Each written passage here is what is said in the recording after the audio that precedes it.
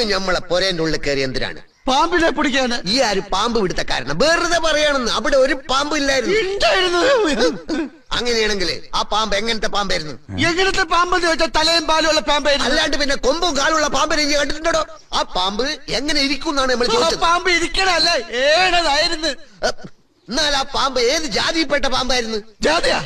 നെറ്റിമൊരു കുറിയുണ്ടായിരുന്നു. അപ്പൊ അയ്യങ്കാരാവും. എന്തേ പാമ്പ് അയ്യങ്കാരാ? തർക്കം വെക്കാണ്ട കാര്യം പറയുങ്ങള്.